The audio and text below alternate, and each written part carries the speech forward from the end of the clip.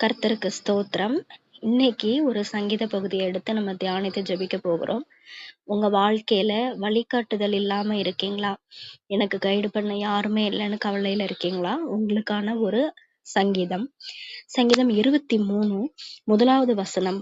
கர்த்தரின் மேய்ப்பராய் இருக்கிறார், நான் தாழ்ச்சி அடையேன். 5வது வசனம். என் சத்துருக்களுக்கு முன்பாக நீர் எனக்கு ஒரு பந்தி ஆயத்தப்படுத்தி என் தலையை எண்ணெயால் அபிஷேகம் பண்ணுகிறீர், என் பாத்திரம் நிரம்பி வழிகிறது. 6வது வசனம். என் ஜீவனுள்ள நாளெல்லாம் நன்மையும் கிருபையும் என்னை தொடரும், நான் கர்த்தருடைய வீட்டிலே நீடித்த நாட்களாய் நிலைத்திருப்பேன்.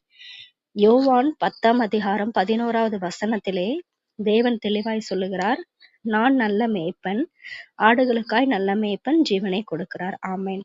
ஜெபிப்போமா? அன்புள்ள கர்த்தாவே, ஸ்தோத்திரம் அப்பா. இந்த இரவு வேளையில என்னோடு கூட இணைந்து ஜெபிக்கிற, வழிகாட்டுதல் இல்லாம கஷ்டத்துல இருக்கிற ஒவ்வொருவருக்காகவும் இந்த சமூகத்துல வருகிற நல்ல மேய்ப்பனாகிய நீர் புல்வெளியிலும் அமர்ந்த தண்ணீரண்டிலும் எங்களை கொண்டு போய் நடத்தும். இயேசுவின் மூலம் ஜெபிக்கிறேன் ஜீவனுள்ள நல்ல பிதாவே, ஆமென். இந்த சேனலை சப்ஸ்கிரைப் பண்ணுங்க, அநேகருக்கு ஷேர் பண்ணுங்க.